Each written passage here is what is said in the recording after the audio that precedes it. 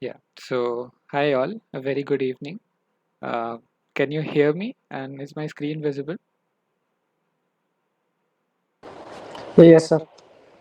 Okay, great. So, let's begin the session. Let's first I'll start with introducing myself. I'm Ritvis. I'm a Prime Minister's Research Fellow in IIT Madras, a PhD student, and I'll be taking these live sessions for this course, Artificial Intelligence Knowledge Representation and Reasoning. And So briefly about what these sessions are. So what we'll be doing is we'll be having these sessions for 12 weeks. Okay, one session for each week worth of content, and we'll be discussing some questions from the previous runs or previous iterations of this course. And the aim is to help you better solve the questions of the current iteration of the course and resolve any or all of your doubts that you have. And this is in addition to the discussion forum that is active, and Bhaskaran sir, who is the main TA for the course, will be addressing your questions on the discussion forum. So with that, uh, so this week we'll be discussing some questions from week 0, week 1 and week 2, given that assignment deadline for week 1 and week 2 is due tomorrow. Some common misconceptions that or common doubts that students usually have with these live sessions, I'll just briefly clear those out. So, firstly, these questions that we'll discuss are in no way related to your grades for the course, so you don't have to worry about that. Another thing is that these sessions are optional, so if you have time, you can attend them. If you don't have time, it's fine. We'll be recording these sessions and uploading them on YouTube, and the links will be shared with all the learners, irrespective of whether they were able to join or not.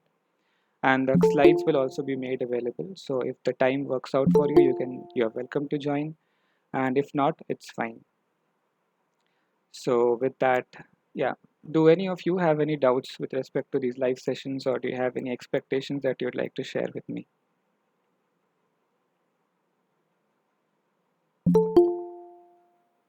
Hi, Vipul. Good evening.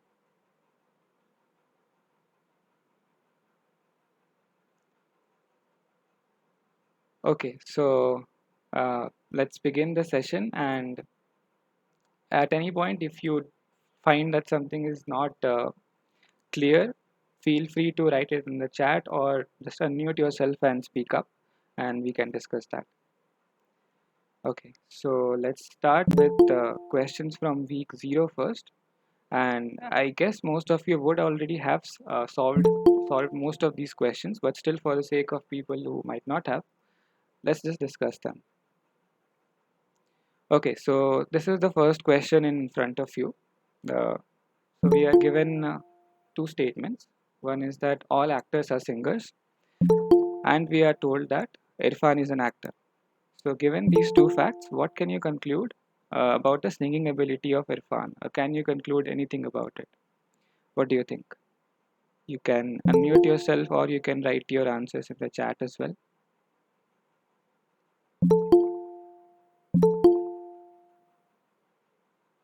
Yes, okay. So Argodeep says that yes, we can. Uh, does anyone else also want to contribute?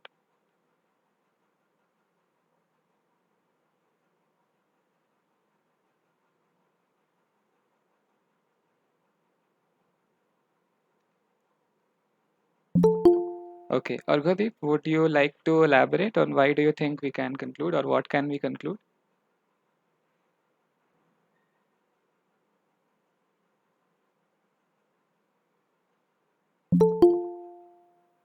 Hello, am I audible? Yeah, you're audible. So yes, here it is said that all actors are singers, and if Irfan is an actor, so obviously he will be also a singer. Yeah, Yes, he comes one of the actors only. So yeah, that's pretty much the perfect explanation and it sums it up. So let's look at the answer. Yes, we can conclude that Irfan is a singer. Now, move on to a related question. Thanks, Orgodi, by the way, for your contribution. So this is the second question. Uh, we are considering another argument. All actors are singers. Okay. And now we are given that Irfan is a singer. What can we infer now? What do you think? Irfan is an actor. Okay. Can we infer that? Are you sure? Irfan is an actor. Yeah, yeah. Okay. Does anyone feel that we cannot infer anything? Remember the statement that is given to you. The statement is that all actors are Cannot singers. infer. Yeah, okay. So we have one answer that says we cannot infer and a few answers that says we can infer. So if we think about it, see, the only statement that is given over here is all actors are singers. Okay. So for a moment, let's forget about common sense and let's just focus on whatever information that is given to us. And we'll be dealing with a lot of such scenarios in this course where we just have to restrict our reasoning abilities to the knowledge base that is given to us. Okay, so here we are told that all actors are singers, but not that all singers are actors. So just because Irfan is a singer, we cannot infer that he is also an actor. Okay, great. So was that clear, or is there any doubt about this question? Would you like me to repeat it?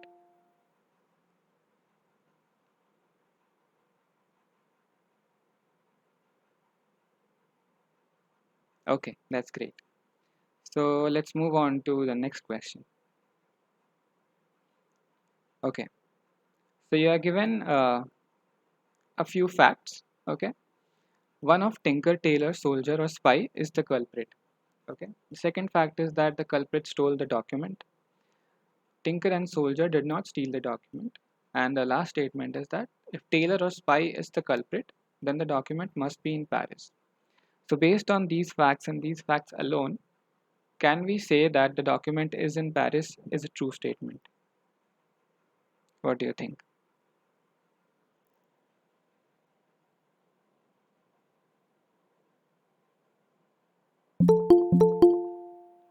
Yes, It's true. because It's yeah, true. because It's Taylor true. and Spy are only left for stealing the document, True, true, and if they true. both would have stayed, like so, then the document would be in Paris only.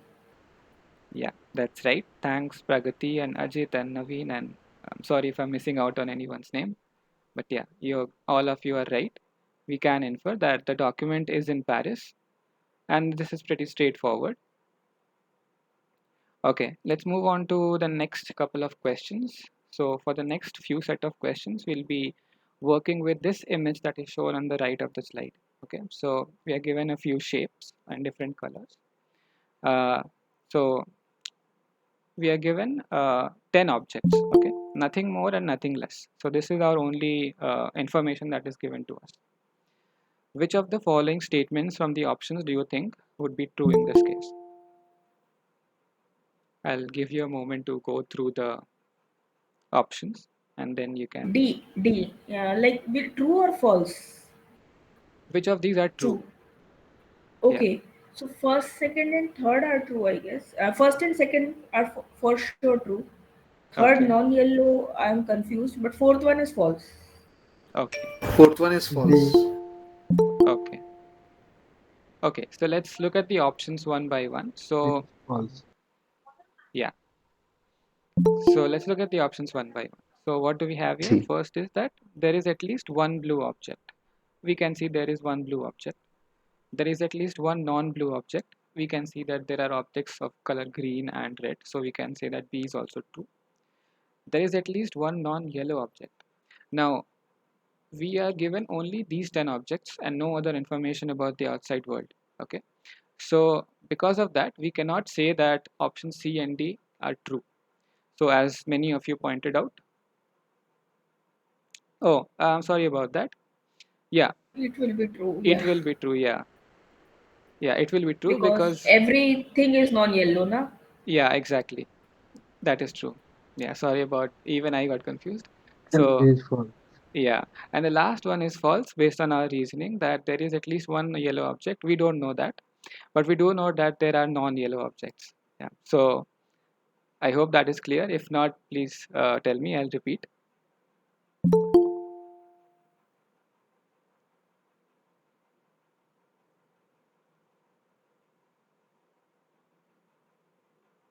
Okay. Everything is clear, Sir, sir. some more explanation on C, sir.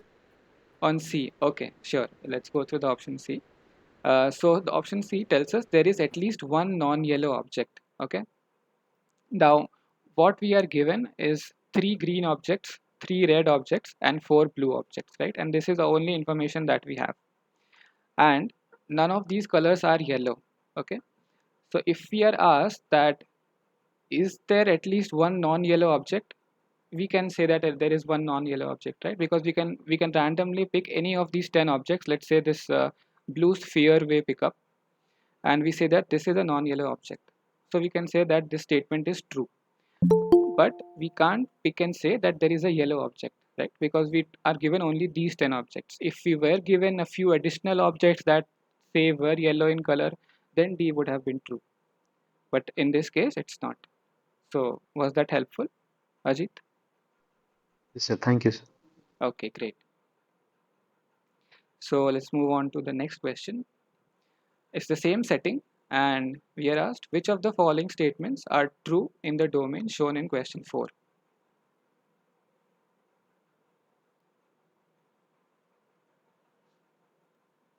It's D. somewhat D1. D. okay. D option is true. D, sir. Okay, multiple Option options D. might be true.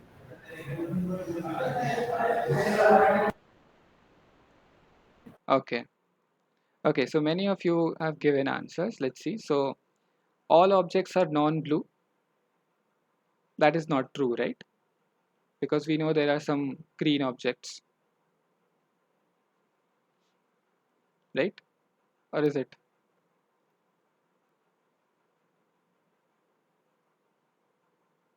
Yeah, because green is there, red is there, so it is definitely false. Yeah. Yeah, we know that there is a mixture of blue, green, and red.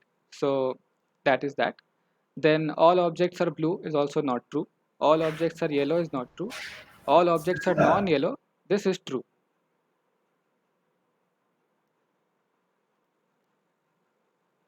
Okay. So should we move on, or is there any confusion about this question? Clear, sir. We can move on. Okay, great. Okay, this is the sixth question. Again, similar setting. We have to select the true options or true statements from among these.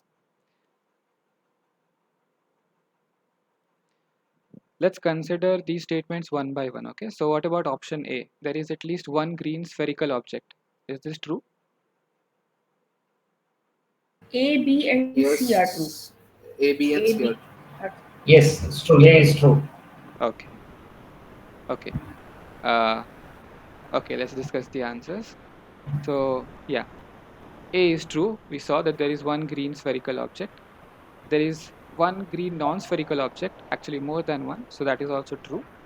And C, there is at least one blue spherical object, that is also true. There is at least one blue non-spherical object, that is not true because all the objects in blue have a spherical shape. And then E and F, there is at least one yellow non-spherical object. What about this?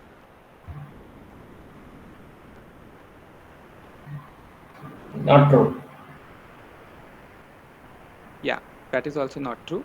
And then the last one is also not true. So was this clear? Yes, sir. Okay. Yes, sir. Definitely. Okay, great. So these are pretty straightforward questions, mostly because these are from the prerequisites and the introductory content of the course. Yeah.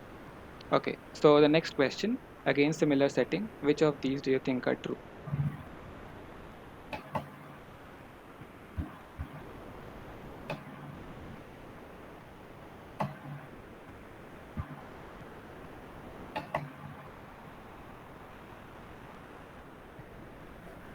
A, B, and C. Right. Yeah, that's right. Just like the previous one. Over here as well, some green objects are spherical. We see there is a spherical green object. Some green objects are non-spherical. We already saw two of them. And some blue objects are spherical. We see all the blue objects are spherical. And the last three options are not true because some blue objects are non-spherical is false, and we don't know anything about yellow objects. Okay, so we are done with those questions. Now let us move on to the 8th question. So what we are given here is 3 colored boxes stacked on top of each other. Okay, and we know that the top one is green, the bottom one is not green, and the middle one's color is not known. So can you say that there is a green block directly on top of a non-green one? Yes, because they are Yes, given sir. 3 colored blocks. Okay. Okay. Anyone else wants to also contribute?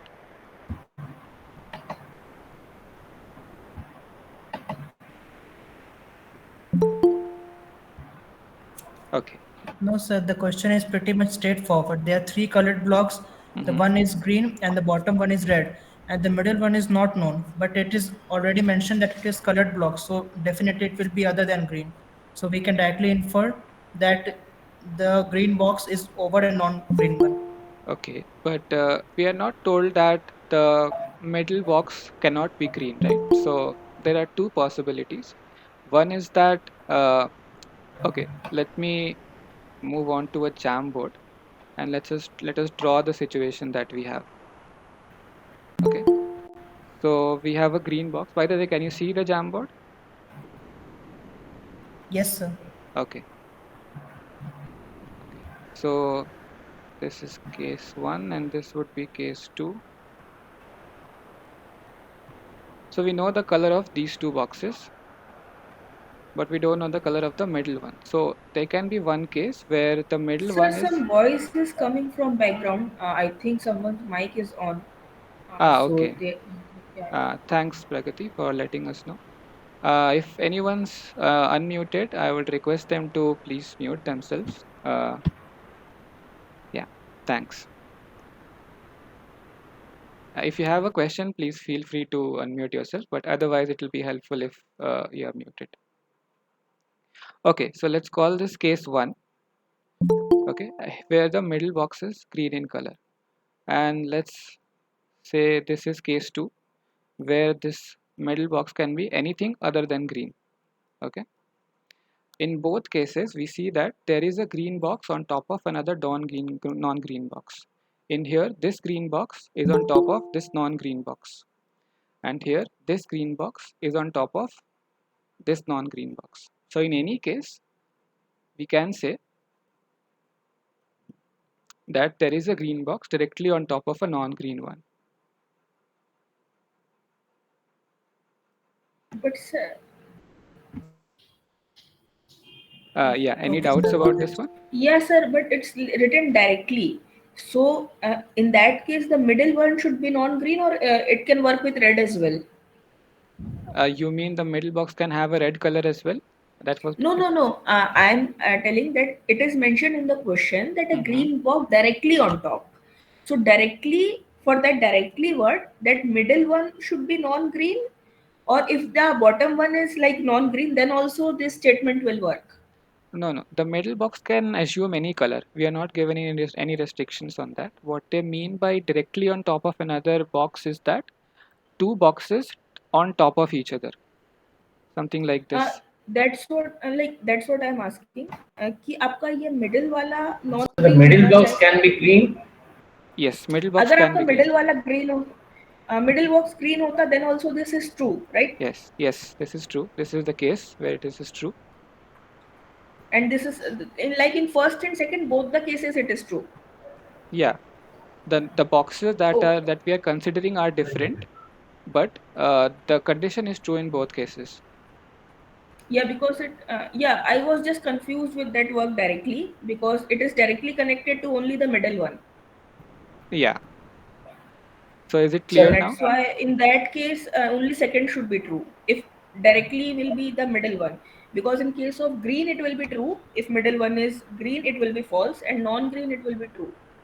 Okay, see, what the question says is there a green block directly on top of a non-green one? Okay, they don't give you any restriction that you always need to have the middle block or any of the three specific boxes into consideration.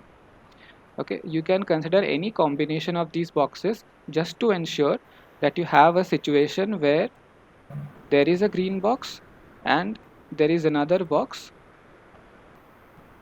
Okay, so this is not green.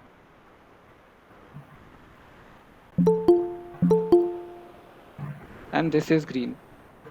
If this condition is satisfied in any arrangement possible with any of the boxes, we can say that the condition is true. Okay, let's name the boxes 1, 2, and 3. So in the first case where the middle one is green, the condition is satisfied with the boxes 2 and 3. Okay, because this is green and this is not green. And in the second case, the condition is satisfied with boxes 1 and 2. Okay, where this one is green and this one is not green. So was that helpful? Is it clear now? Yes, sir. Now it is very clear. Yeah. Okay. No, I'm not convinced, sir. Okay. Sir, can you repeat? Sure. Can you I'm not convinced on that one. okay. What's your can you elaborate on your understanding? What do you think will be the answer? Then we can take Okay, it up from now, there. Sir yeah, let me put up a अगर देखा जाए scenario. तो sir सी वाला होना चाहिए can not से sir क्योंकि बीच वाला होगा अगर तो अगर बीच वाले का हमें कलर नहीं पता और डायरेक्टली टॉप में का है तो उसका मतलब ठीक ऊपर जो ब्लॉक होगा वो होना चाहिए अगर नीचे वाला रेड है उसके ऊपर अगर आपने ग्रीन मान लिया वो वाला कंडीशन ट्रू हो गई अगर तीसरी कंडीशन ले जिसमें उसका कोई ब्लू कलर मान लेंगे तो भी ठीक है नहीं नहीं हो गया सर हो गया क्लियर है ठीक है Okay. Okay, Ankur. Can I? Yes, so Yes, Can sir. please अभी please clear है. continue. Because if second is green, then हम नीचे के दो हमारी कंडीशन सेटिस्फाई करेंगे और अगर सेकंड नॉन ग्रीन है तो ऊपर के दो हमारी कंडीशन सेटिस्फाई करेंगे तो इन एनी केस हमारी कंडीशन सेटिस्फाई होगी. Yeah, that's right. Thanks, Pragati. Thanks, Ankur. Yeah, Subramanian, you wanted to say something? Yeah, if the middle block is a green color, Okay. then what? If the middle box in is green in color, then you have the middle box on top of the bottom box, which is not green, right? So the condition is satisfied, right? Is he referring to the top one or any green box? He's referring. Any green box. Top of a non green one sir. वो एकदम top में होगा वो required नहीं है. Non green के ऊपर green होना चाहिए. वो एकदम उस ब्लॉक के स्टैक का टॉप होना चाहिए वो मेंशन नहीं है. Yeah, that's right. So for those who might not My know. way of reading is like this. Yeah, we are free. Suppose, Yeah, please go ahead. suppose the question is on the top box. That's how it is starting. We Okay. have three colored blocks where the top one is green. Okay. Okay. So I fix my question on the top one because here you are Okay. clearly telling as a top one. Okay. The bottom one is not green and the color of the middle block is not known. Okay. Please note that the question is still anchored on the top block only. Am I wrong in really reading that way? I'm not sure why we have to restrict. Why not? Where am I wrong? See, okay, let's read the question piece by piece. Okay, so we are given three colored boxes stacked on a table. Okay, that is fine. The top one is green, so we are saying that top one is green. We are agreeing to that. Okay, let's draw it. Yeah, I agree that one. Okay. But the only problem is I am just fixing a question only on the top block because the way I am reading the question is like that. Yeah, so we'll break down the I don't question. find I'm wrong. I don't find I'm wrong in my reading. Okay, fine. That might be true. Let's break down the question and see whether. Yeah. Let's read the question properly. Yeah. So we are told that the top one is green. Okay. So top one is green. No problem. Okay. So let's call this the top one. Okay. Top. Yeah. This is green. Okay. The bottom one is not green. Okay. So let's draw the bottom one. Since the image shows it's red, let's just say that this is red. Okay, this is the bottom one. Let's call it 3. This is fine.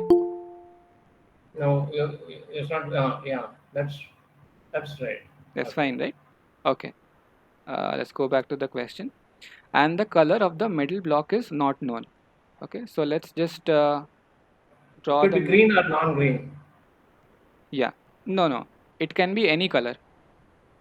It's not restricted to green or non-green. Okay. Okay.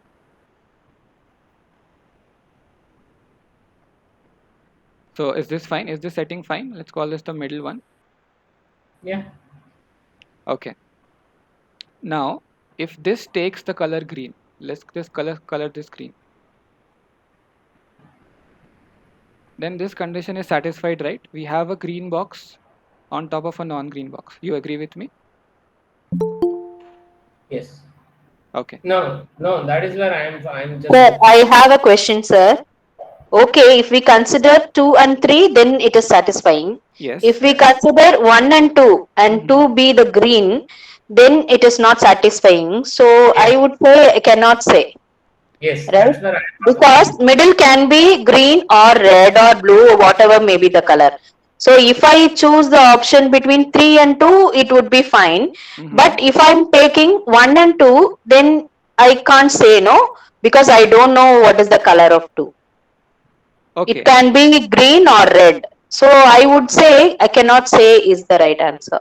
That's Okay. the right So answer. that's what I was telling you, that there are two Yeah. cases, right? Yeah. This is one case that we discussed. Okay. Here we are. Let's say we are fixing that the middle one is green in color. Okay. That is one case. Yeah. Let's just draw the boxes once again, where the middle one can take any color except green.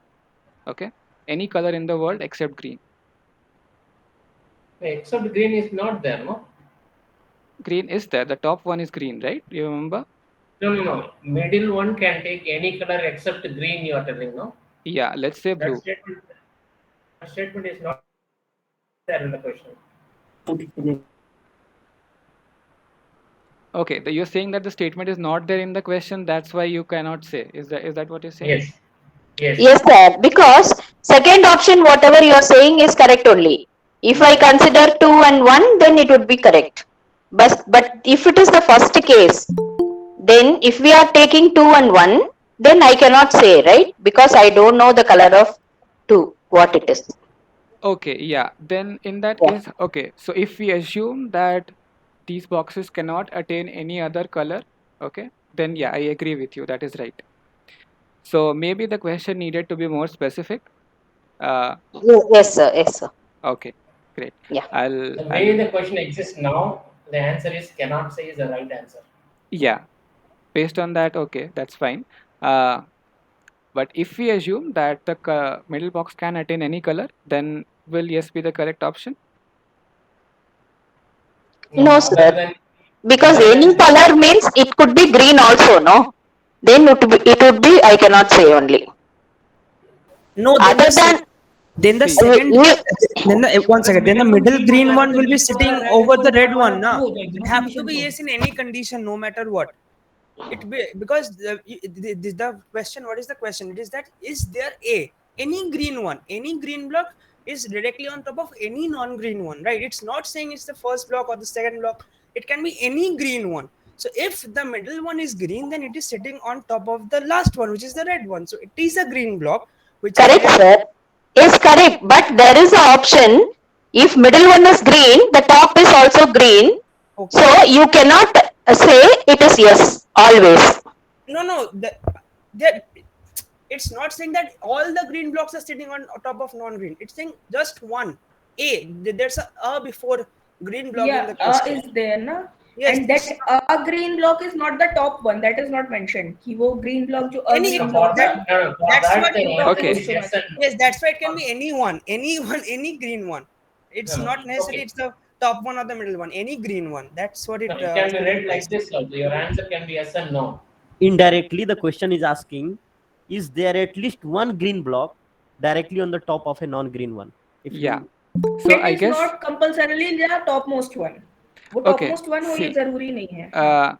Okay, so let's circle back to our discussions.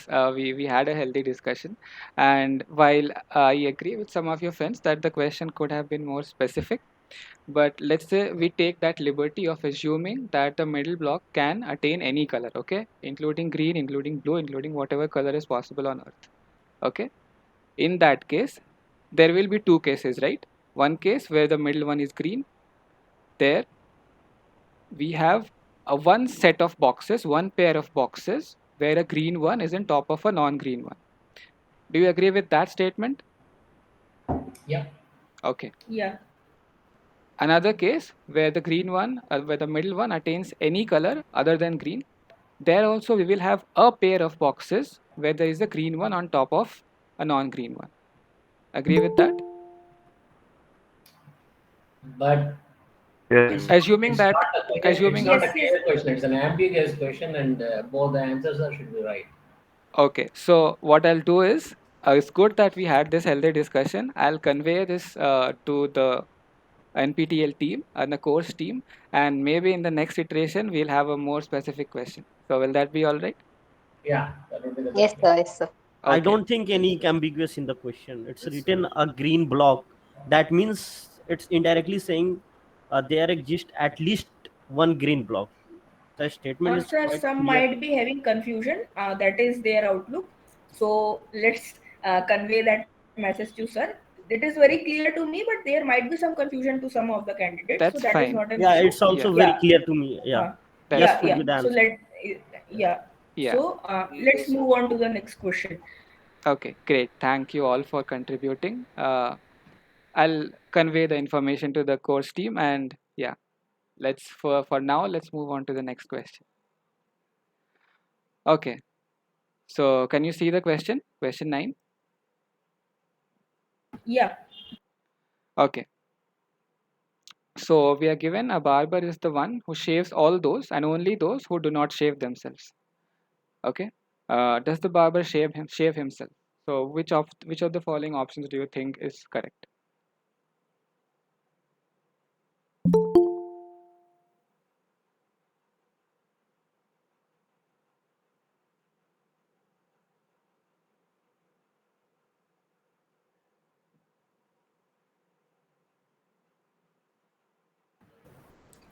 Yes, sir. I guess.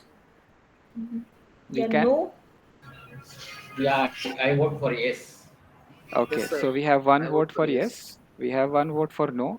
Anyone else? Does anyone think the One third vote for option? yes, sir. One vote for yes. Yes.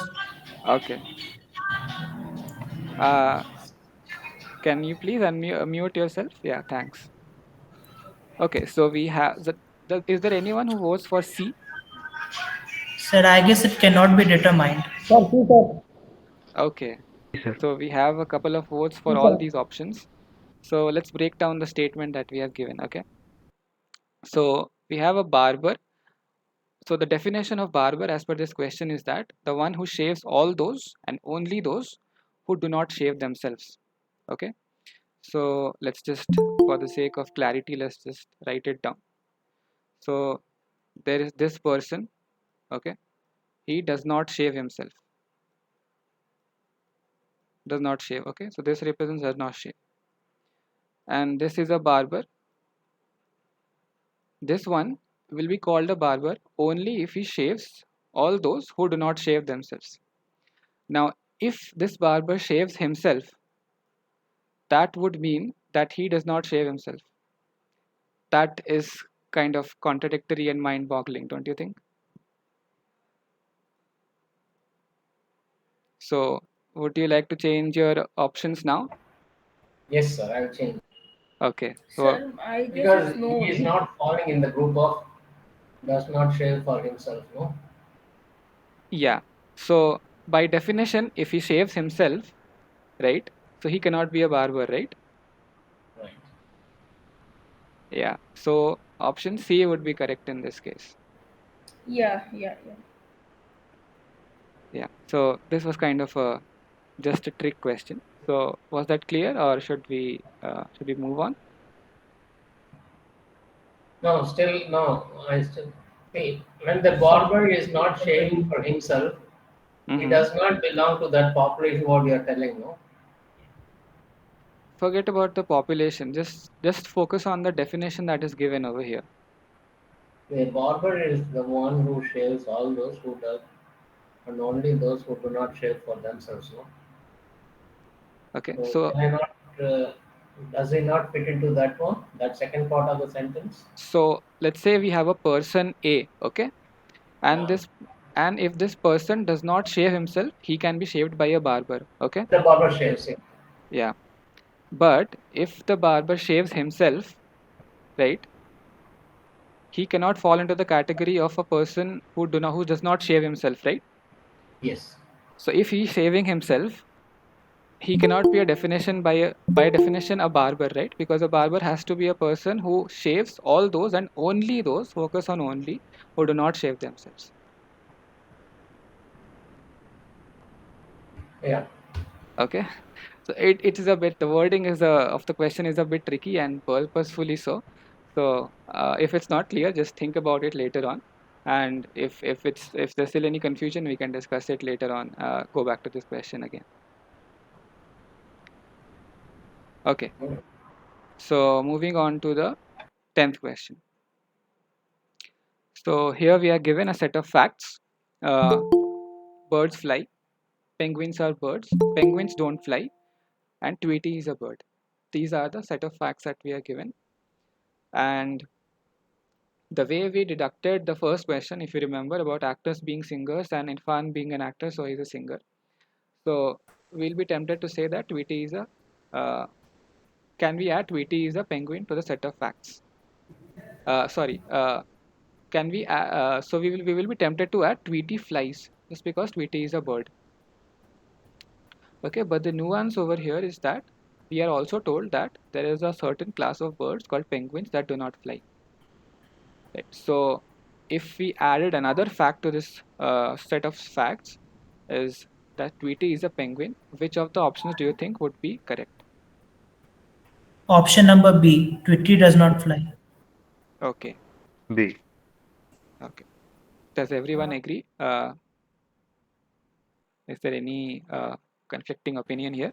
No, great. Okay, that's great. Yeah, that is right. Because if we add the fact that Tweety is a penguin, then Tweety will not fly. By the definition of penguins don't fly. Okay, so I think that wraps up about up the week 0 questions, the prerequisite questions, and we'll move on to the week 1 questions. So any confusion before we move on to week 1 questions?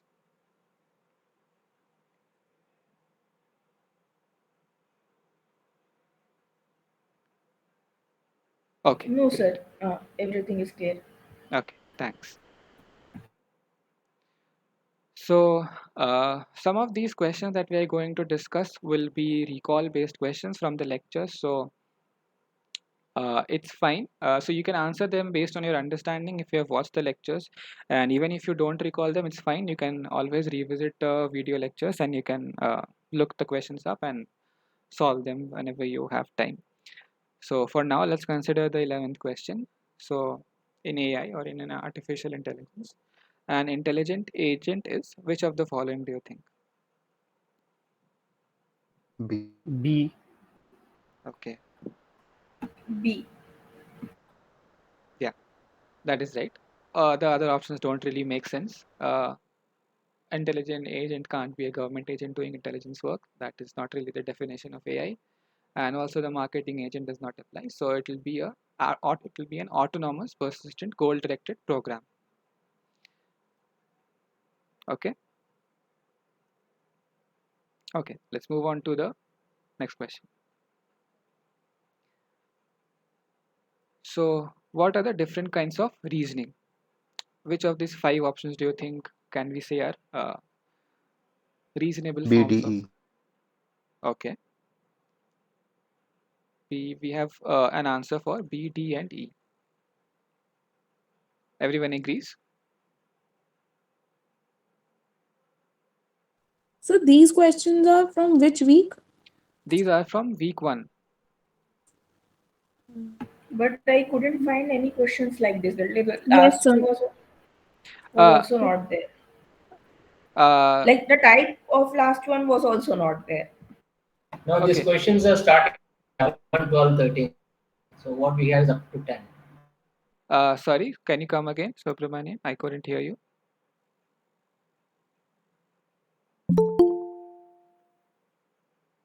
Okay. In any case, so what I was saying is that these questions are based on the content of week one. So was this not in the lectures? I think it was, right? Yes, sir, Didn't it was. professor cover reduction, abduction, induction? I remember seeing them in the slides, right?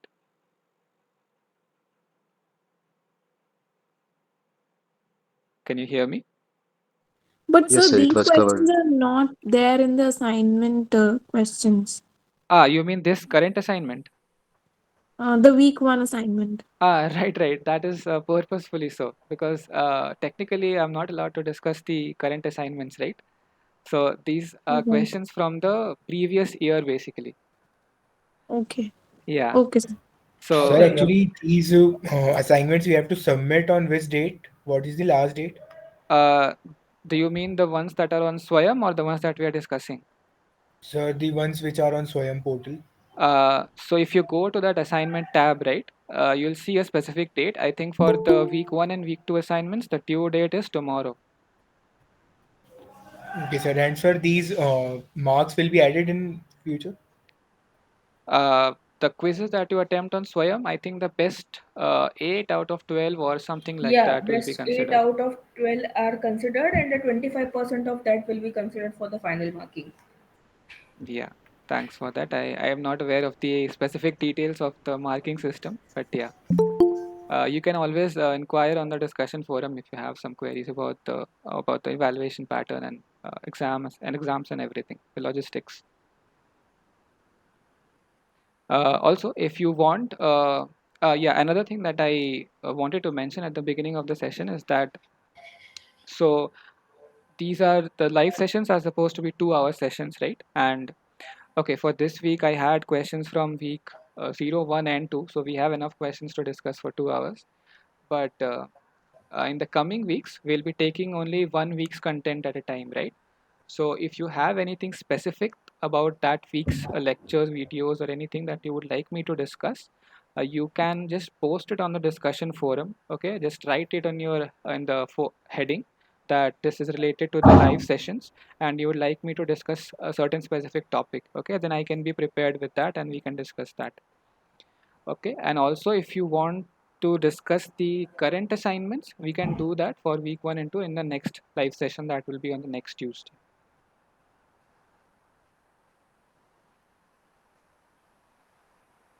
Okay, so coming back to the question, so does everyone agree with B, D, and E?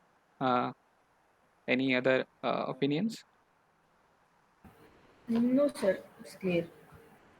Okay, yeah, that is right. The different kinds of reasoning are making valid arguments using deduction, making plausible arguments using abduction, and making generalizations using induction.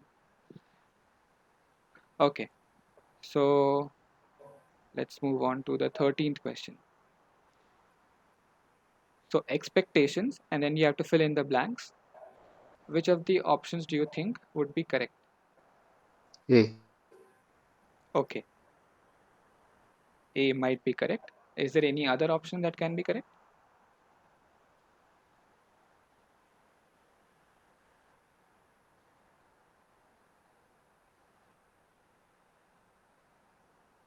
What about B, C, D?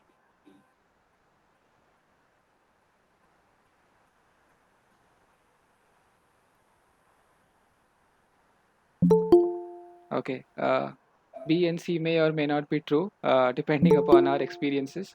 But yeah, keeping jokes aside, uh, Option D, yeah, A and D.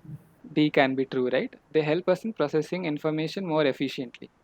So if I have to give you an example, I think Professor Khemani also gave this example in the lecture that uh, many a times you will see examples of expectations or abductive inferences in jokes, right? So suppose you start with a sentence that the old man's class, okay? So you will try to infer something based on this old man's class and some prior knowledge that you have, okay? So you will try to conclude that possibly the class is referring to the spectacles of that old man, but it might turn out that the whole complete sentence is that the old man glass contains water. Okay, so the diversion over here was that the glass was not referring to the spectacles but a glass of water basically. So this is basically what expectation is trying to say, that you try to deduce arguments that are possibly correct. Okay, so you can revisit the lectures and have a look at it if we what we discussed is correct or not, and if it's not clear we can discuss this once again later on.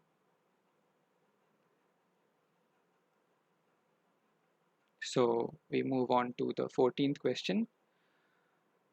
Okay, which of the following do you think would involve an intelligent activity, or the other way around, and an intelligent activity involves which of the following? What do you think?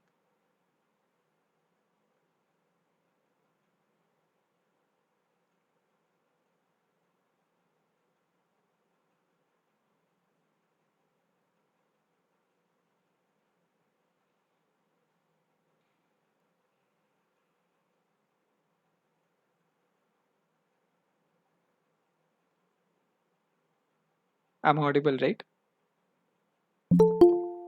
Sir, A, ACD C, might and be D. true.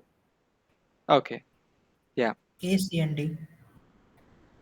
yeah, that's right. And many a times we can use just a simple elimination approach to answer these questions. So we see that B is the only one that doesn't make any sense, right? So maintaining a ledger is not really required for an intelligent activity, right? Although depending on whether you are a CA or not, your opinions may differ. But let's concern our discussion only to artificial intelligence. So yeah, in this case, A, C, and D will be the correct options. I hope that was clear. So I'm not spending a lot of time on the recall based questions, which actually constitute most of the questions we are going to discuss. But if there are any doubts, please let me know. Okay, so the 15th question is labeling of images with names of objects in the scene, which is basically image labeling. If any of you are familiar with or are interested in machine learning, deep learning, and such tasks, you might be familiar with this particular problem. So, which of the following options do you think will be correct or satisfying the? A and B, sir. So Okay, B and E. okay. Does everyone agree?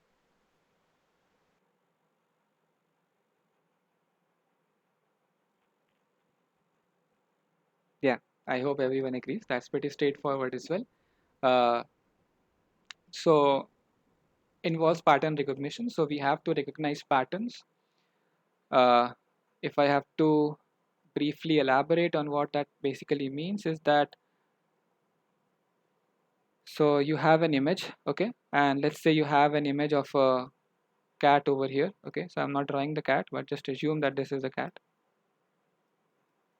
So what we want to do is we want to identify the patterns, as in let's say the shape of a cat's face would contain something like this, right? There will be a face, there will be some ears, some whiskers maybe.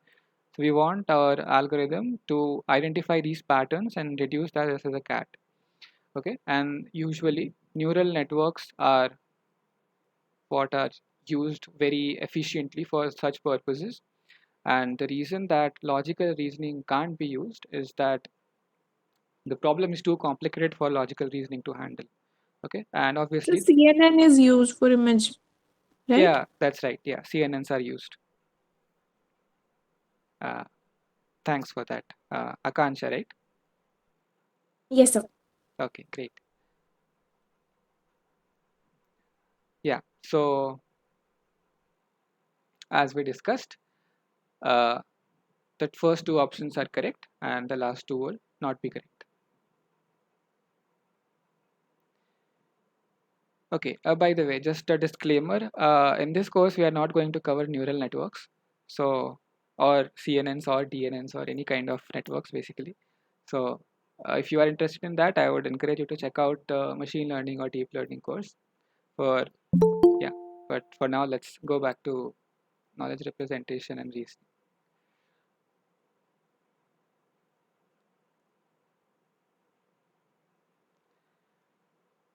Okay, so this is the 16th question.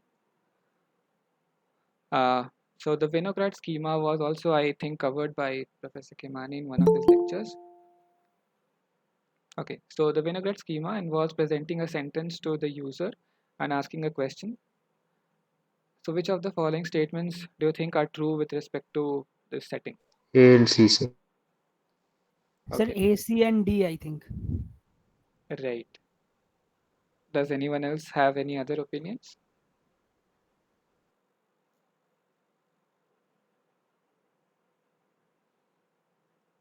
Okay, yeah, your friends were right basically. So basically, what happens in a vinaigrette schema is that we send a sentence is chosen from one of two sentences with only one word changed. Okay, and the question gives you two options for the answers, and the question involves anaphora resolution. If it's not clear what an anaphora resolution is, the next question will address that. So hopefully that will be clear. But I hope it's clear that the second option cannot be true because that is not really relevant to us. Yeah. So A, C, and D are the correct options. Now going to the next question, which kind of addresses the anaphora resolution. So here you are given a sentence called the trophy would not fit in the brown suitcase because it was too small. Okay. So what do you think would the question be in this case that would ask us to resolve a query? That could be ambiguous basically in the statement. What is it here? D. Yeah, that is right. D, yes. Yeah, that is right. So the confusion or the ambiguity arises because of this it. Okay. So the trophy would not fit in the brown suitcase because it was too small. Okay, so what was too small? It could either refer to the brown suitcase or the trophy, right?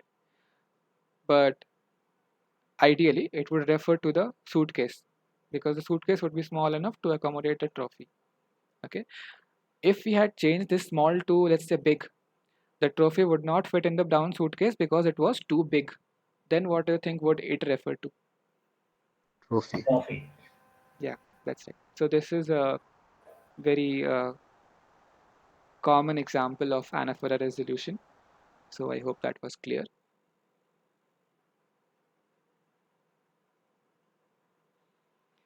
Okay, the next question. What do you think is the correct answer for a domain in logic? Fill in the blanks.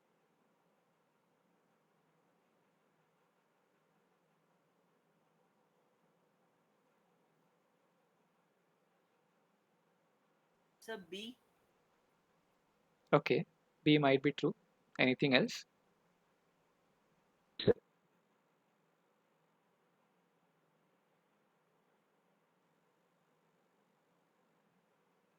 Can A be true? A is not true. Okay. Why do you think it's not true? Uh, and domain in logic. Domain in logic. Uh, Refers to an expertise in a field, is it? Not necessarily. So if you consider the universe of discourse, okay, that could refer to a domain, right? Let's take a simple example of the set of natural numbers, right? So what would the domain be in that case? Natural numbers. Yeah, and that will also be the universe of discourse, right? Because that set basically contains the elements that we are going to deal with or do any kinds of operations with, right? A domain is a specific area, is it? As per the English definition, yes, it is an area. But here, let's concern ourselves with only the meaning. Knowledge. Yeah, with AI basically. Yeah. So domain is a knowledge-rich area. Is it? That's how I really read it. Am I wrong in that? You're not entirely wrong, but you're also not entirely correct. So I would encourage you to revisit the lectures where I think professor does discuss this at a point. So the correct option in this case would be, it is also known as a universe of discourse, and it could be a set of individuals a logic language can talk about. Okay. Okay. Uh, yeah. Okay. If it's not clear, we can circle back and discuss it later on again. Okay. So another recall based questions. Yeah, I apologize if these are becoming a bit uh, repetitive.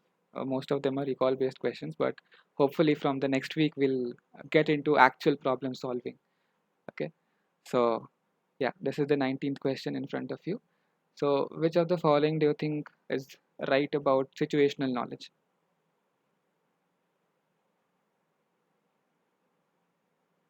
Option D. BC. Okay. So we have a vote for D, we have a vote for B and C. What about A?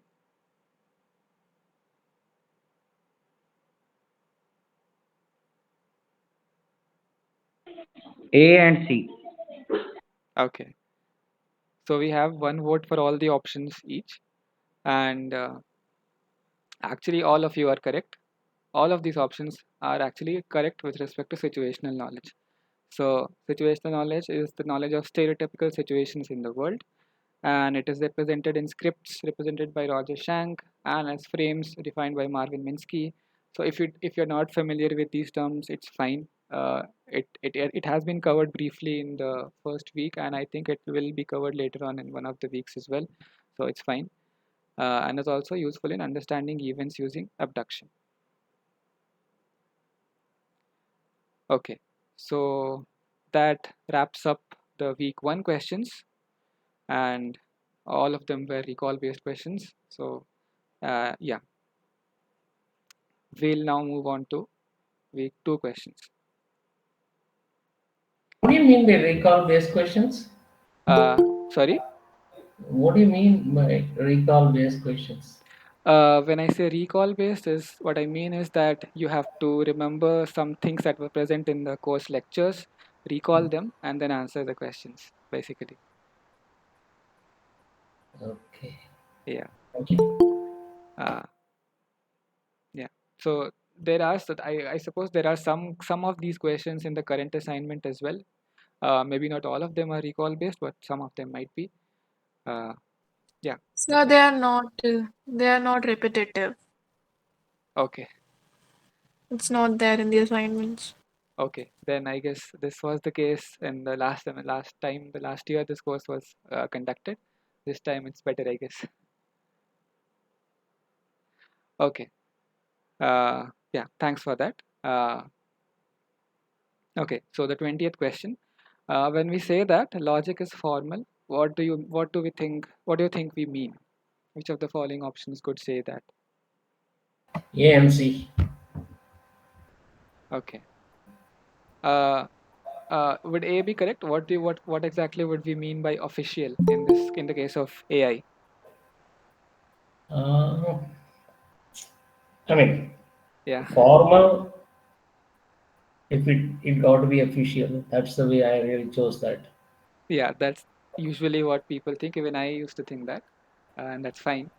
But uh, Because the we in a convention we say that okay, formally you drop a mail to accept it, something formal there. yeah, we send formal mails and official mails. So that's how we usually use these words in those contexts.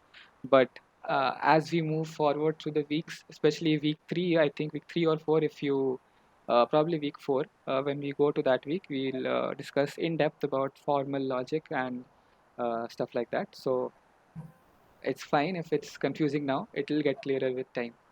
So the correct options in this case would be uh, B would be one of the options and C would be one of the options. Okay, so Mhm. okay, so it is official in some way. This statement is kind of vague, right? So official, so formal here is not referring to the English meaning sense of the word. Okay. Okay. It means that the arguments have rigor. Basically, the arguments are reasonable. So you are given a state of statements, you reason about them, and you make some deductions or something. Okay. So there has to be a formality in that sense. And option C is correct is because a conclusion is acceptable based only on the form of the argument and no other reason. Okay. And the fourth option is again is not correct because we can't say that conclusion is acceptable just based on the domain that the argument pertains to. That is not how reasoning works. We have to be full proof about the reasoning that we do. Yeah, although the way we do the reasoning can itself be faulty depending on what kind of inference procedures we might use, but you will see more of that in the coming weeks. Can you explain what is the difference between C and D? Yeah, so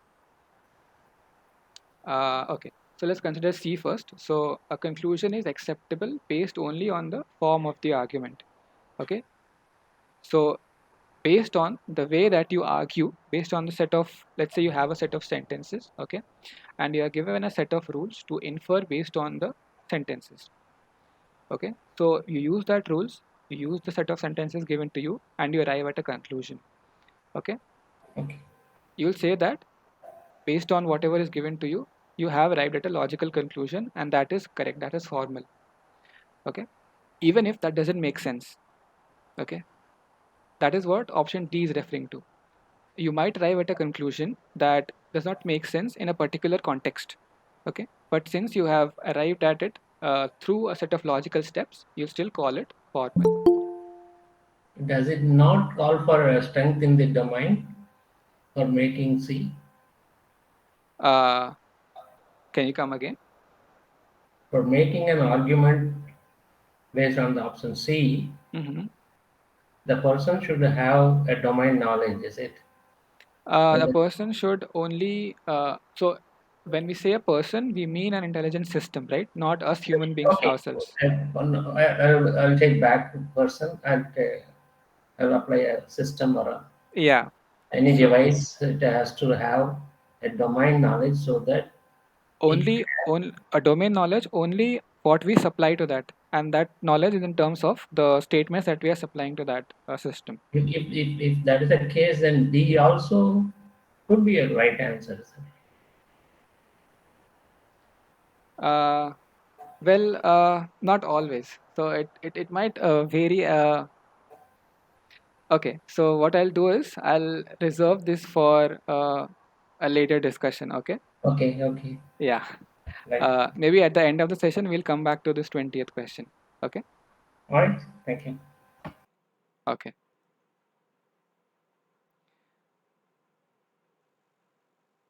Just give me a moment.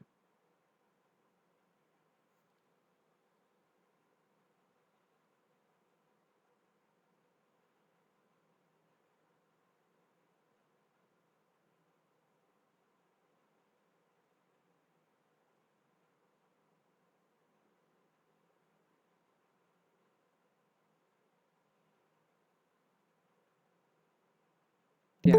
Can you see my screen? I think I was disconnected for a while.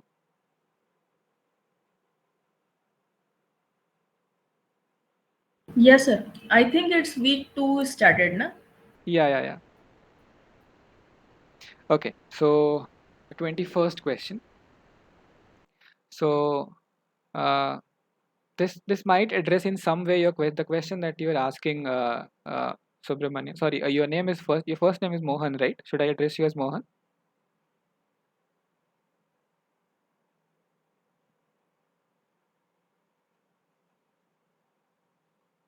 Can you hear me? Yes, sir. What is that about? I was saying that this question might address your doubt in some way. Okay. By the way, should I address you as Mohan or by your surname? What would you? Yeah, I think that's the right way. You are the first person addressing me in right way. Okay. Okay. Okay. So yeah, this might address in some way. Uh, Yeah, there is a hand raise. You can speak up. Yes, sir. I think the answer is C. Okay. A set of sentences, all of which are accepted to be true. Okay. Yeah, that might be true. Okay, we'll discuss it. Thanks for Okay. your suggestion. Okay, so just to repeat the question, so by a knowledge base, what do we mean? Okay, so the first option is the basic knowledge that all Homo sapiens possess. Uh, do you think this will be true in the case of a knowledge base? I guess no.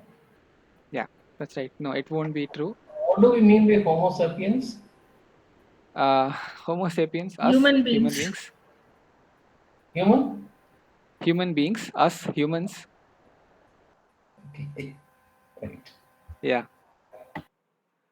Okay.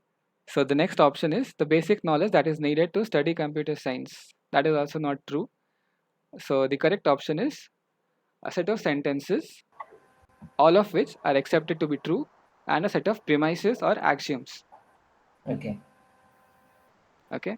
So if I have to give an example, a knowledge base could simply be that if we refer to the very first example we discussed, right?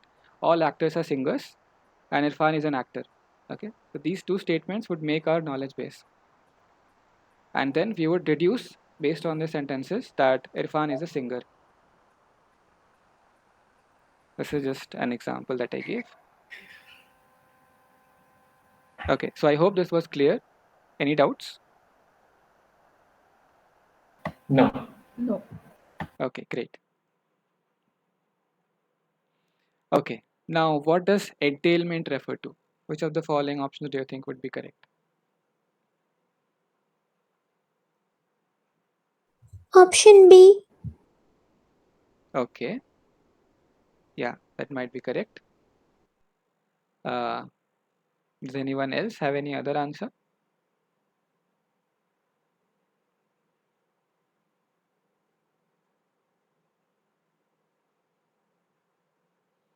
Okay, so as it turns out, B is the correct option.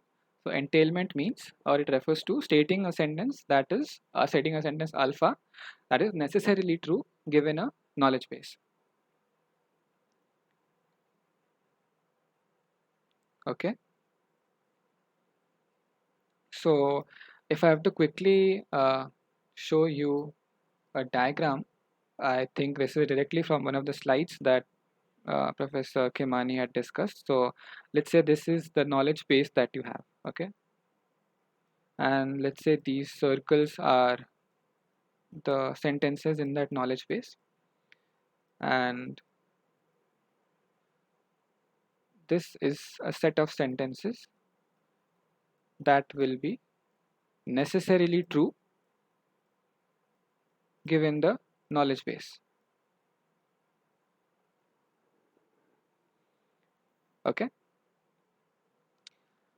The way a proof differs from an entailment is that an entailment is something that will always necessarily be true given the knowledge base. Okay.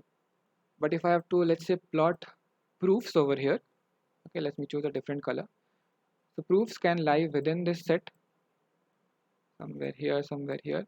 They can also lie outside this set. Okay, so based on this knowledge base, you might do something like this.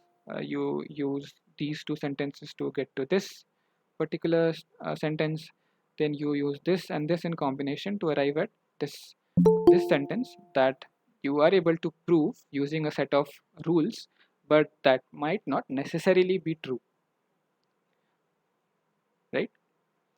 A way you can put it is that any sentence that is necessarily true can be proven, right? But the other way around might not necessarily be true. So possibly true is not correct. A sentence that is necessarily true given the knowledge base is correct. Finding a proof, we discussed how a proof differs, and computing the possible outcomes, this is also not the correct option. Okay, so that was entailment.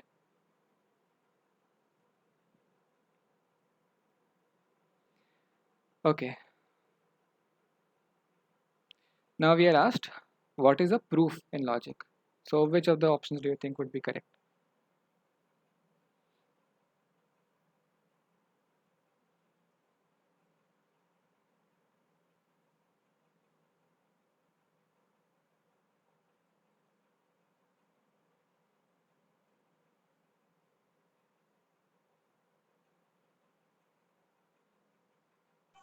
Option A. Okay. Yeah, option A could be correct. Any other option? Okay, so we have one vote for option C. Okay. Any other option do you think that could be correct?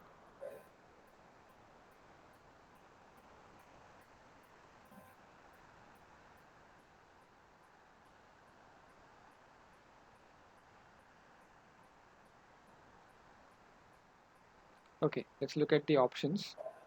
Does anyone want to say anything?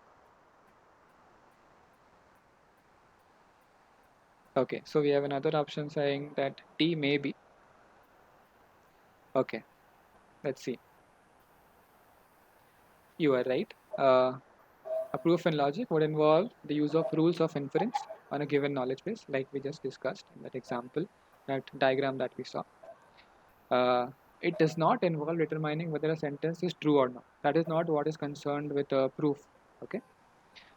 We just follow a set of rules. We deduce whatever we can, irrespective of whether that is true or not. Involves a syntactic process devoid of truth values of sentences, and involves a syntactic process devoid of meaning of sentences, like I just said. So I hope that was clear. Any doubts about this question?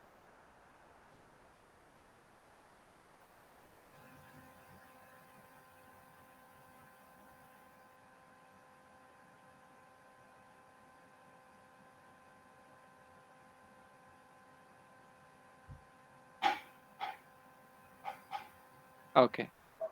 Okay, great. So let's move on to the next question. Okay, now we concern ourselves with logic machine.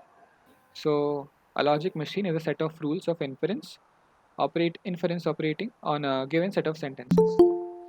We say that the logic machine is sound if which of the following do you think would be true? So the question basically asks, what do you mean by soundness? Option A. Okay. Are you sure?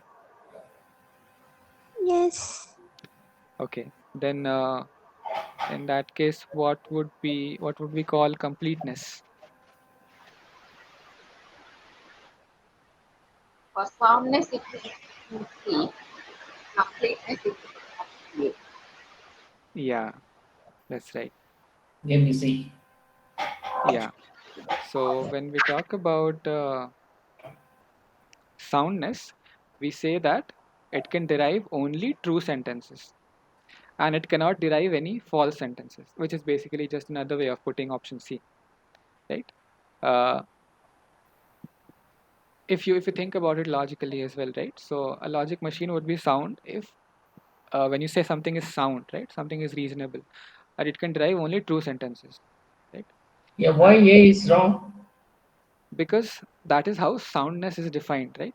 So if you have to talk about whether it can derive all true sentences, that is something that we are going to discuss in the next question, right? Same setting. The logic machine is a set of rules of inference operating on a given set of sentences. We say that logic machine is complete if it can derive all true sentences. What was the other previous question? This was soundness. Okay, so Oh, when we generally speak, right, we might say that okay, this person is very sound, right? Like I might say that so Subramanian Mohan is a sound person, right? Which means that you make reasonable arguments, right? That would be a context in regular natural language speaking, right, in English. But here, in case of AI, it would mean that a logic machine that is sound is capable of deriving only true sentences. Okay, for completeness. for soundness, for completeness, it will be able to derive all true sentences. Okay, so the All. Yeah. So differentiating factor is for soundness, it is only true, and for completeness, it is all true. For soundness, it is only true or as a mixed bag of true and false. No, no, it can derive only true sentences. It cannot derive any false sentences if it is sound. If it is a sound machine, sound logic machine.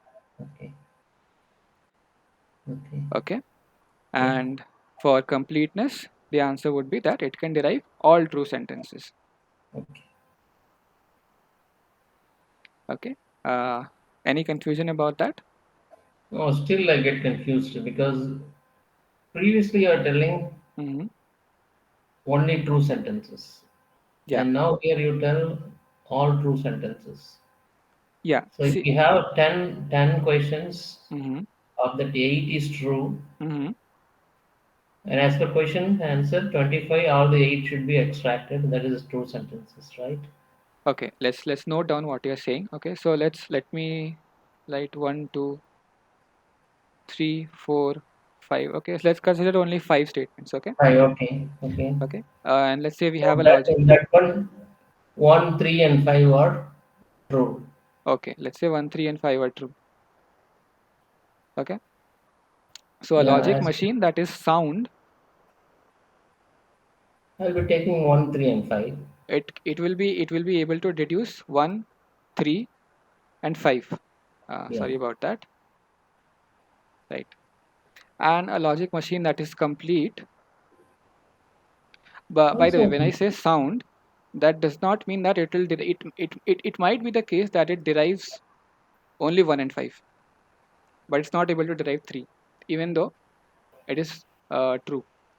The condition is that sound only derives true sentences. So only even if a sound logic machine derives 1 and 5, it is still sound because it is still deriving only true sentences, right? okay. But a complete logic machine would derive all the true. All the three, Yeah. okay. So a logic machine can be sound and complete. Okay. Okay. Or Sound is subset of complete, is it? no. By No? sound you mean that you can derive only true things. Okay. But for completeness you need to derive all true things. All true things. Okay. Okay. So just think about it a bit. It might be a bit confusing at first. Even I was confused when I first read through the content. Okay. Okay. Uh, any more doubts? Should we move on? Yeah. Mm. Okay. Okay. So a valid rule of inference is which of the following?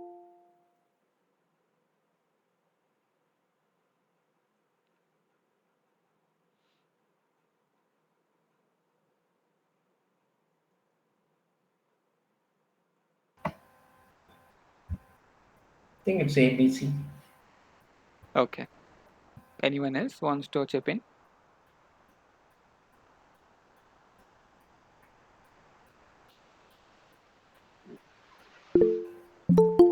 I think A, B, C, and D also.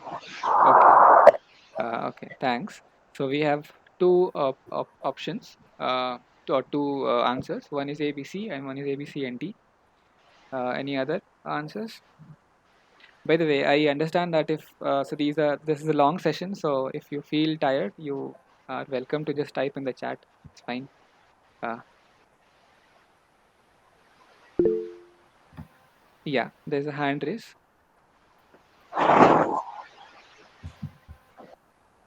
Okay, fine. Let's discuss the options. So a valid rule of inference cannot be a basis of abductive inference because when you say abduction, you think about things that are possibly true, right? We need things that are necessarily true. So when you do deduction, you do that. When you do induction, then you do a generalization, right? So if I have to give you an example, again straight from the slides of Professor Kemani, let's say we are given a set of sentences that a certain tree T1 has green leaves. Okay. Again, a different kind of tree has green leaves. Again, tree T3 has green leaves. So suppose we have a lot of these such trees which have green leaves. So based on these, we can do a generalization and say that all leaves are green in color. Okay, this is an example of inductive reasoning, but this might not be true, right? We know there are trees that have non-green leaves as well, or plants that have non-green leaves as well. So when we talk about a valid rule of inference, we have to talk about deduction, that is purely based on inference based on whatever is given to you. Okay, it's based on tautological implication. Again, which a tautology means that something that is always true in all cases, in all possible configurations of that particular setting that we have, and is a sound rule of inference. Again, it's only true, right? So B, D, and E would be the correct options.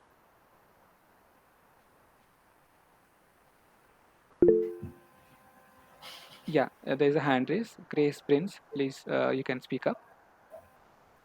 Yes, actually, I just I'm getting. See, can you just explain once that abductive, deductive, and inductive? Sure. Yeah, the basic thing. I went through the lecture, but still need a clear idea. Sure. So, this inductive reasoning example, was this one clear, or should I repeat this? Can you please repeat, sir? Sure, I'll repeat it. So, suppose you are given a set of statements, okay? Let me clear this. Let me write it down again. So, let's say one tree, let's say a mango tree, has green leaves, okay? Let's say another tree, let's say guava, this also has green leaves. Let's say there's another tree that also has green leaves, okay? So, we are given a set of facts that a certain set of trees have green leaves, okay? Based on this, we can do a generalization. Basically, we generalize that a quality of this particular leaves that we have, and we say that all leaves are green.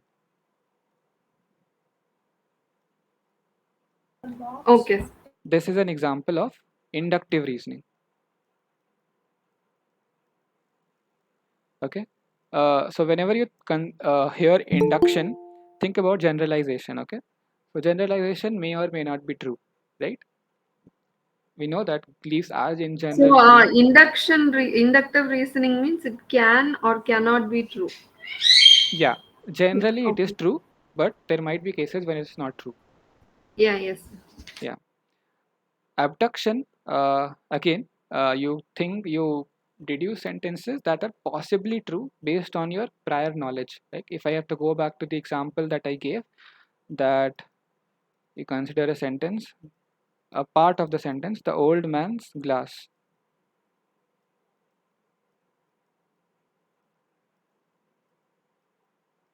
Okay. Now, based on some, let's say you have some prior knowledge on glass. Okay. Or let's say Okay. glasses. Let's make it even more confusing. Glasses. So you might conclude that this refers to the spectacles of that old man. Okay.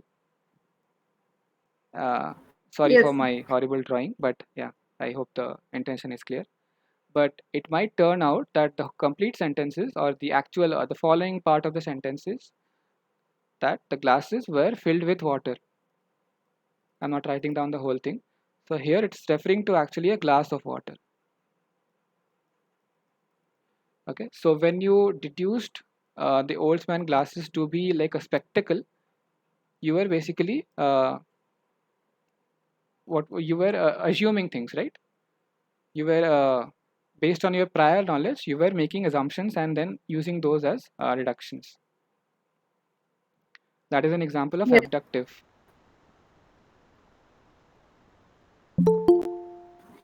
Okay. Okay. One doubt. So, can a sentence be both inductive and abductive? Hmm. Uh, okay. Based on what I understand as of now, I guess it can, but I'm not sure. So I'll maybe I'll revisit my notes and I'll get back to you in the next session. Would that be fine? Sure, sir. Yeah. Okay. And finally, deduction. Deduction could be something like we discussed in the very first question, like all actors are singers, and Irfan is an actor, so we conclude that Irfan is a singer. Okay, solely based on what is given to us. Okay. Okay. Yes, yes. That's just I'm just not clear about that abductive part alone. Inductive, I've understood. Uh-huh. What I'll do is I'll try to find a better example the next time. Okay. Maybe this Okay, example is not working. Okay. thank you. Thank you. Yeah. Okay. So yeah. So we have another hand raise. I'm sorry. I'm not sure how to pronounce your name. Yeah, you can Okay, speak up. so is it okay, sir? Sorry, Yeah. Yeah. Please go ahead. Acha, so I, being, I mean, I'm just working as an assistant professor here. But Okay. the problem is what exactly, suppose, when do we actually use, induction deduction? Because I'm from political and social sciences, because I'm Mm-hmm. new to this AI and all. But when Karl Popper said that induction is a problematic, actually he used, his book like Conjectures and Refutation. Mm-hmm. So then he talked about like, deduction is one of the most appropriate method to what exactly, doing science. So Yeah. then what kind of method actually uses, like, for here, I mean, in the AI kind of, things like, So in AI, we mostly concern ourselves with valid deduction only. Okay. But so there are then these deduction. other forms of deduction. Yeah. Yeah, okay, Well, yeah, because we are talking about valid rule of inference, right? And we saw that yeah, the correct option is deduction in this case. But there are these other forms of reasoning, induction and abduction, that could be helpful in some cases. Let's say you are given a certain premise, and you are not given enough information on how you can deduce things. Okay. Then based on whatever you have prior knowledge you have, you would maybe try to form a hypothesis, right? oh, For forming a hypothesis, you'll need to do some kind of an abductive reasoning and then test whether that hypothesis is right or wrong. Okay. Maybe I'm talking more in a data science kind of way, but I hope you get the point. okay, sir, thanks. Yeah. Okay.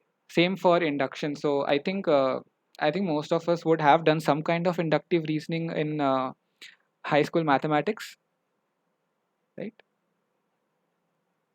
uh, where we assume a certain things about, or we are given a set of let's say set of facts, and then we generalize over these facts and say that a certain fact is true because all these facts are given to us. We are basically generalizing.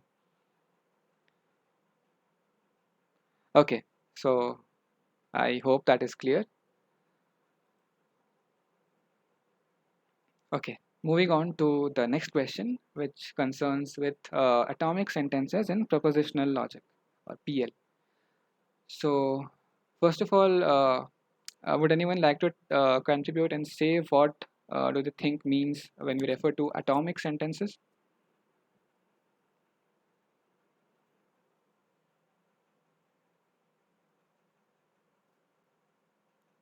Just based on the word atomic, what do you think?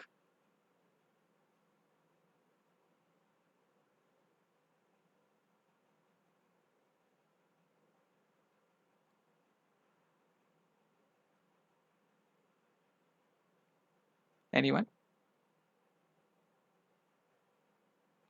So we have one answer saying that declarative sentences. Okay.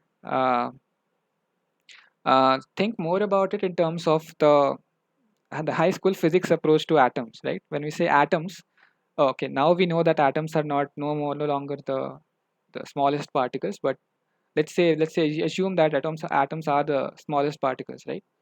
Then what would in that context atomic sentences mean?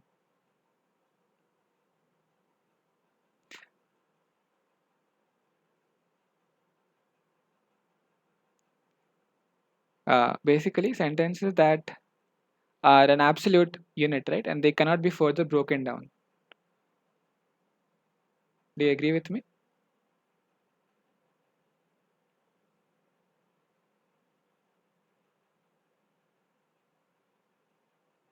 Yes, no, anyone?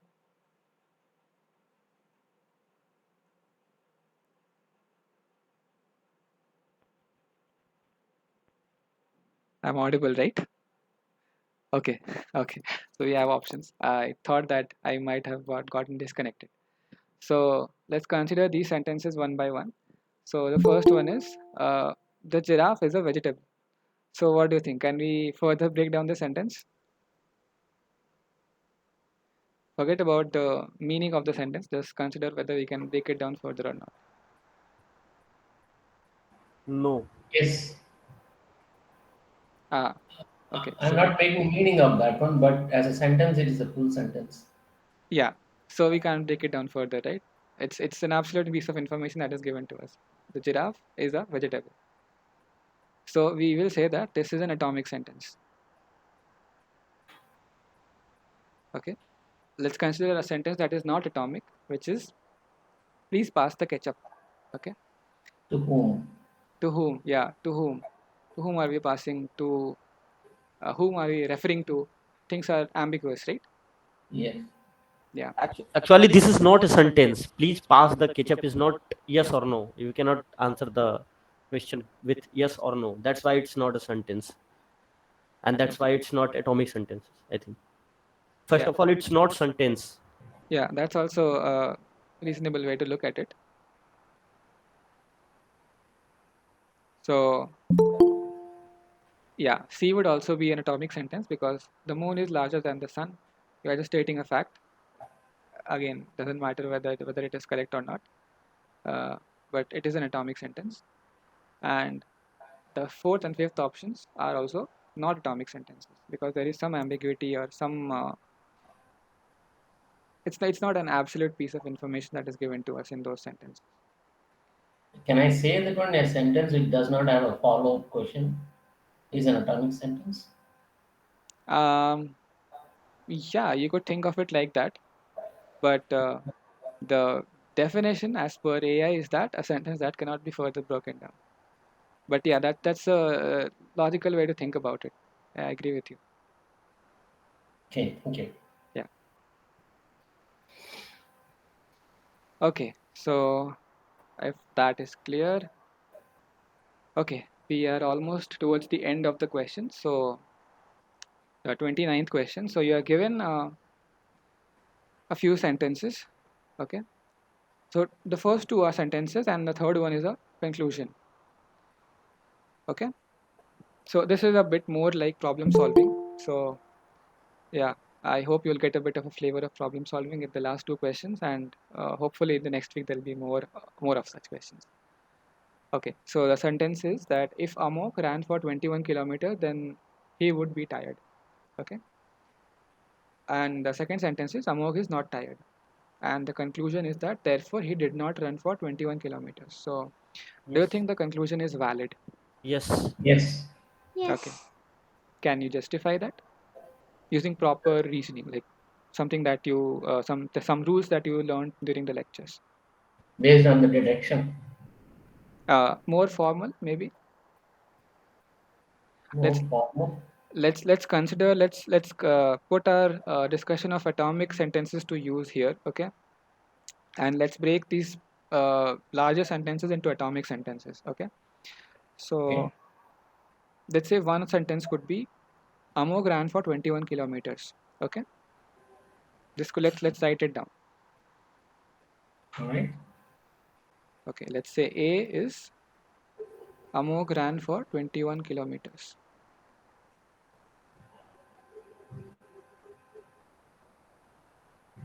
Okay, now this, Implications. Okay. yeah, that's right. You're heading in the right direction. And the other sentence could be Amog is tired. Okay, so let's write that down. Amog is tired.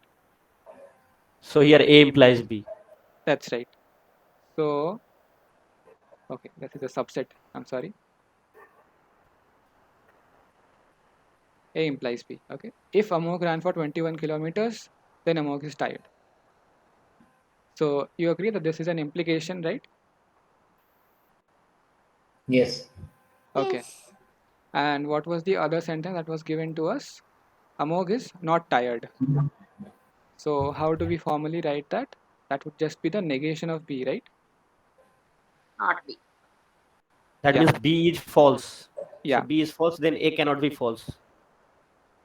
Because A implies not B, like No. true See, implies false. what implication means is that whenever A is true, B will be true.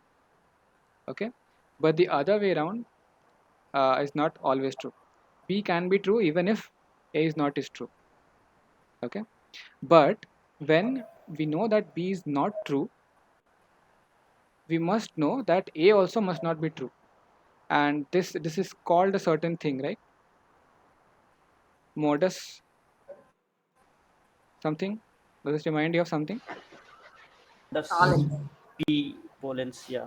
Yeah, that's right.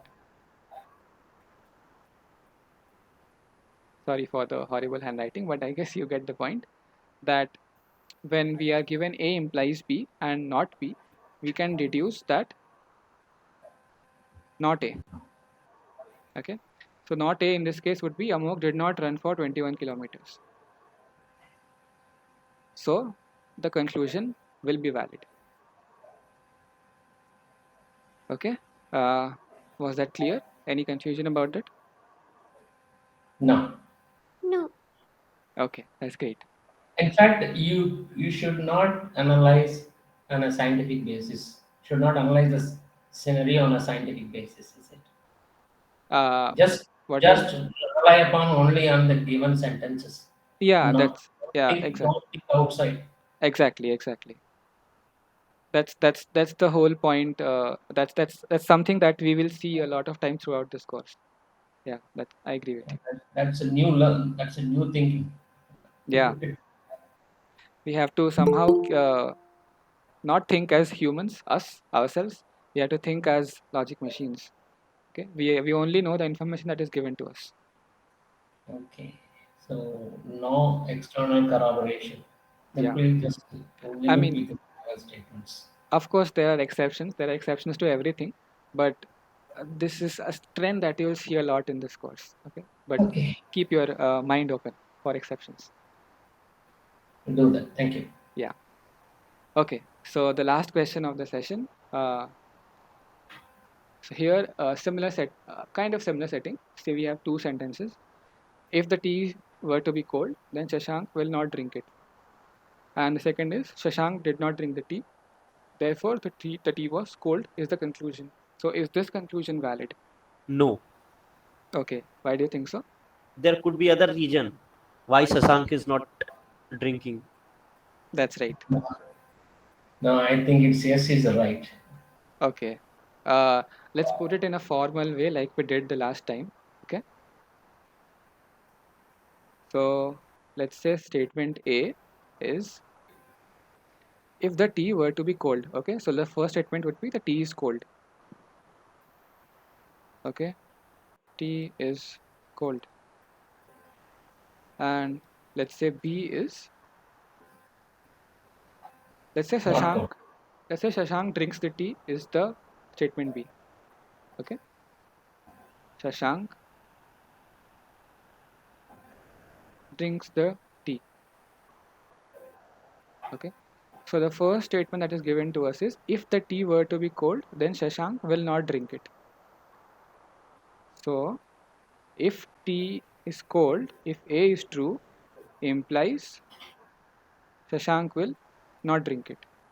Do you agree with me? A Yes. implies not of B. Okay. And the second thing we are given is Shashank did not drink the tea.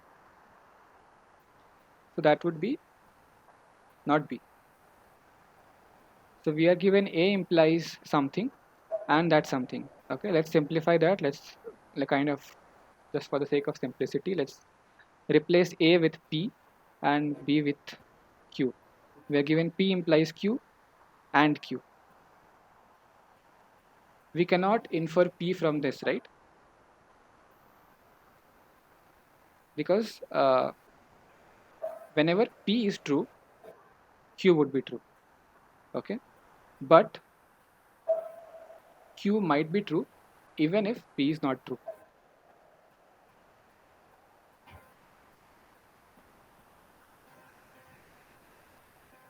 So another way of putting it is, if you are more comfortable with the and not notations, so implies can also be written as not of P or Q. Okay, since there is an or, right?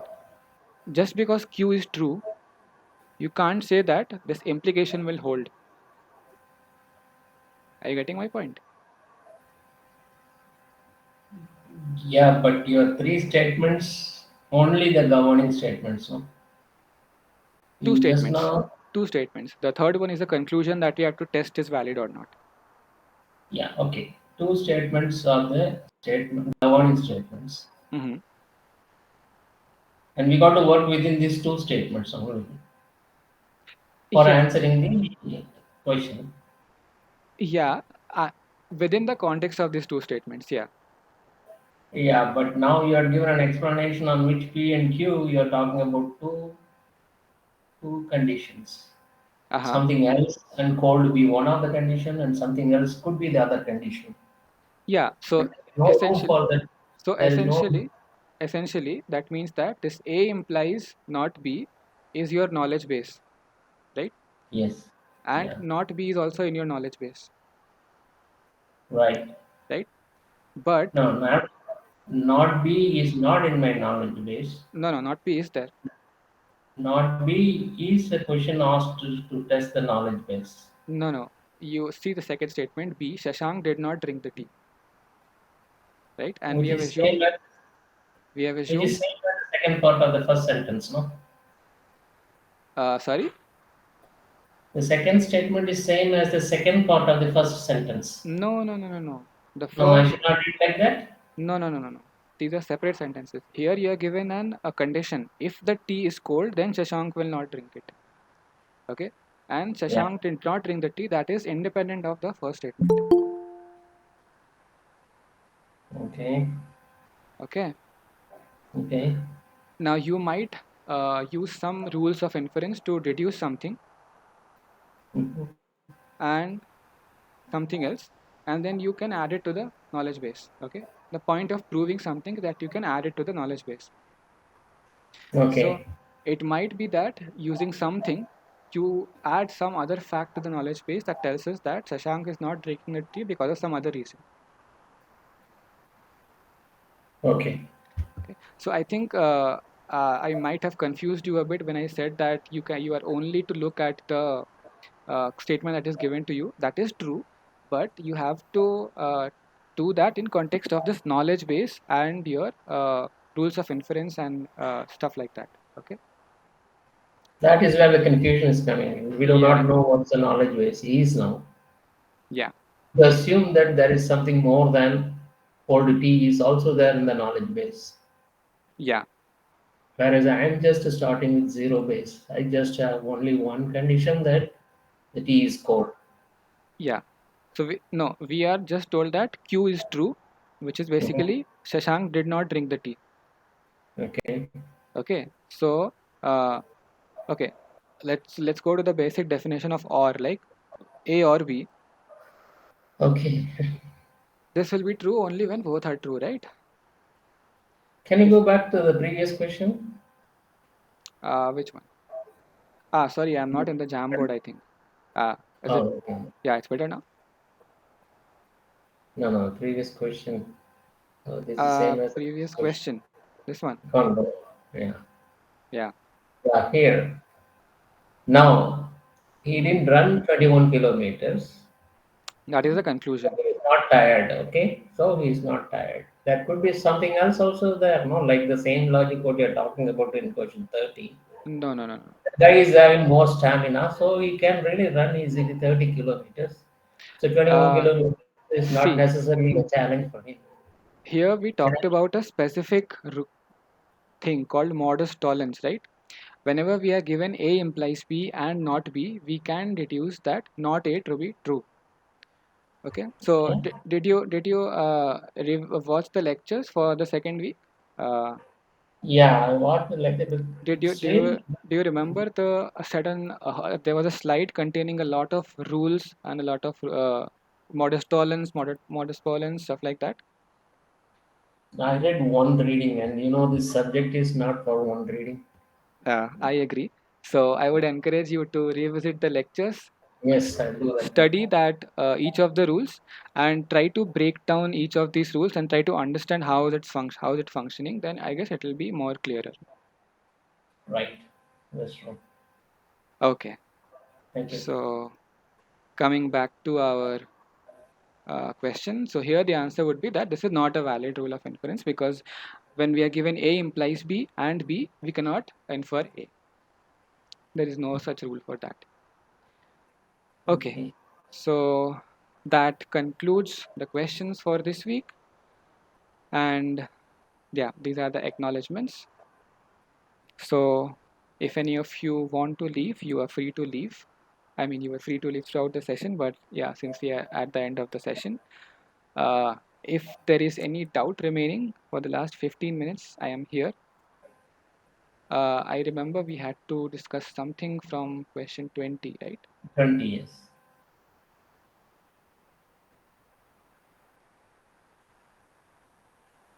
Okay, yeah. We say the logic is formal. Okay, I think again I'll first recommend you to hold on till week 3 and 4, okay? Uh, Maybe after that we can once again I'll make a note and I'll make sure to revisit this question once week 3 is introduced or week 4 is introduced, okay? And then we'll discuss this once again. By then you'll have some introduction to formal logic and one kind of formal logic as well, and then yeah, we can discuss it then. Yeah, that sounds good. Okay. So Balaji, you asked that are we supposed to remember all the rules? Uh, no, you don't need to remember all the rules, but as you practice, you will get used to remembering some of the most common rules. Okay.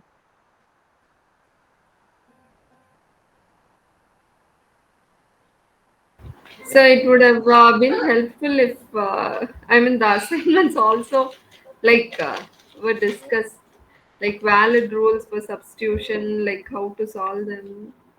You mean the current assignment? Yeah.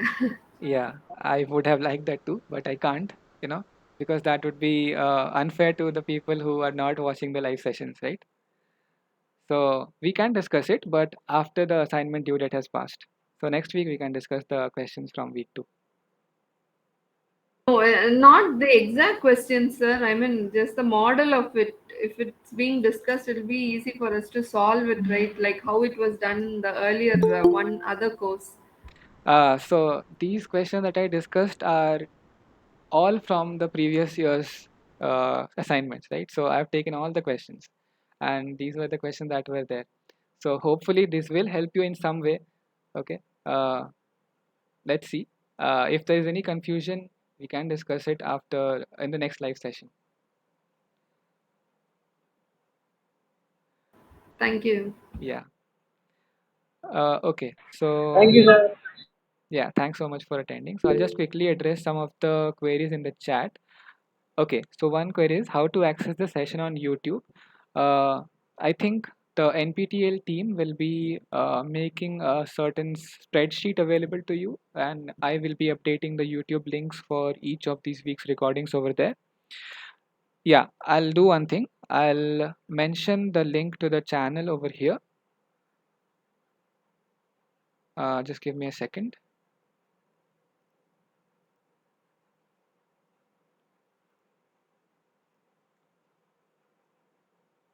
Okay. So this is the YouTube channel.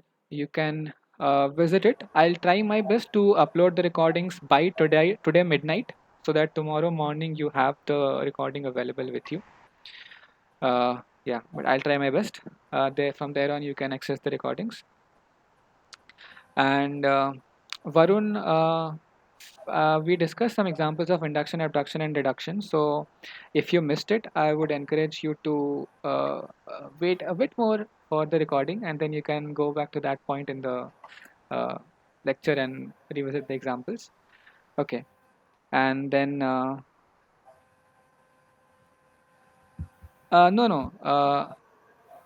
No, I'm saying that we discussed these induction, abduction, and reduction examples today in the live session. Probably you might have joined a bit late, so you might have missed it.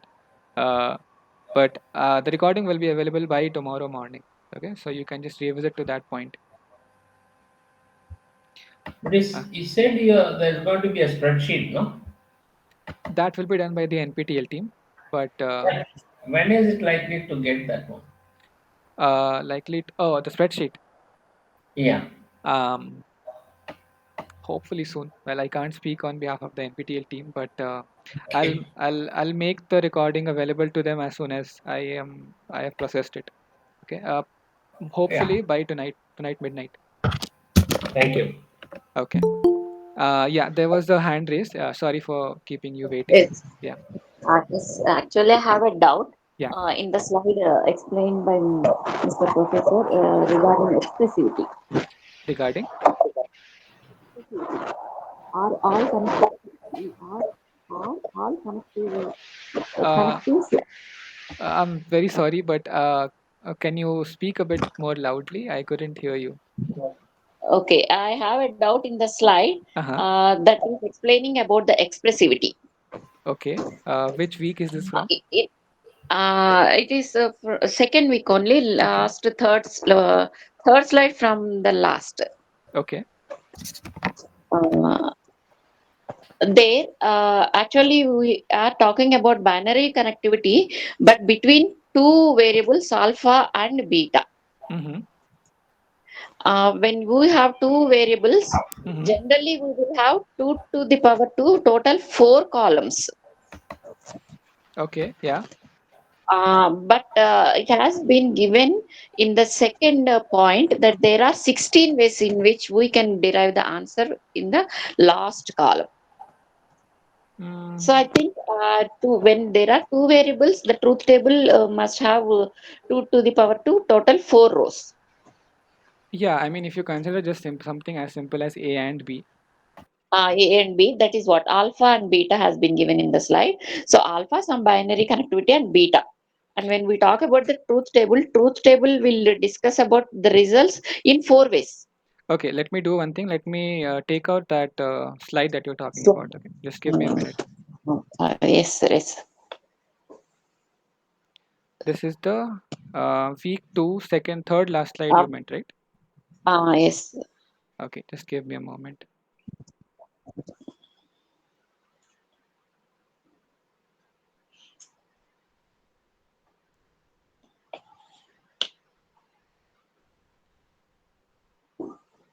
Yeah. So a binary connective, some binary connective defines a semantics of the sentence Okay. alpha between beta. Mm-hmm. Then in the second point it is given there are 16 ways in which the last column of the truth table for the binary connective. Okay. That 16, how I did not get it. I'm getting it as 4 ways, in 4 ways, because there are 2 variables, 2 power 2, 4 ways that we can give 4 rows that we will be getting. But this 16 I did not get. No. What that 16 is referring to basically, I think, is so. Okay, let me think about it. And it also has been given in the exercise, explore all the 16 connective. Exercise you mean in the assignment? No, the third point. Okay. See the third bullet.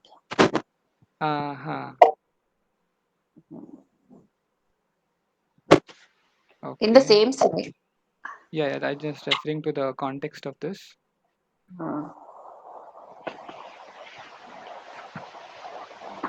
Well, those 4 would not. I mean, those would actually be the to the values that we are going to assign them, right? So I'm not sure what they're referring 4 to as values. connectives over here. Hmm.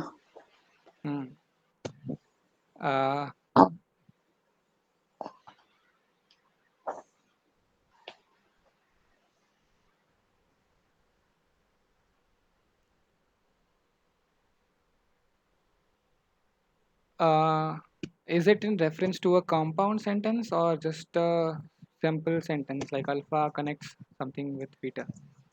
I have no idea actually in what context it has been given. Uh-huh. Maybe. Yeah. Sorry to disturb you, sir. Is the recorded session happening, sir? Is doubt? Sorry, can you come again? Where I can get this recorded session? Yeah, this is being recorded. Yeah. So when it's not there in the course, sir. It will be made available. Okay. When, sir? Can you please tell me, sir? Did you join late? Yes, sir. Okay. So I'm sharing the channel link with you. It will be shared over there. Okay, sir. Okay. So so Siddharth has said something in the chat. Let's read. The semantic of a binary predicate is given exactly by the truth values of the two propositions that it connects. So you have 2 to the power 2, 4 possible. Yeah. Kind of combination of these values, and for every one of them, you have to specify the truth value. Right. That's what I was also thinking, but then I am not sure what connectives. Might be I'm confused because I need to revisit the videos. Okay, so I would recommend that to you too. Revisit the videos, and maybe there you'll get a better concept. But I think what Siddharth has said has answered your question. Okay, sir. Thank you. Yeah, thanks Siddharth also for rescuing me in a way. Okay, so Thank you for the session. yeah, thanks so much for attending. Okay. Yeah, if there are no more doubts, we'll meet next week. Thank you, sir. Thank you very much. Yeah, thank you all.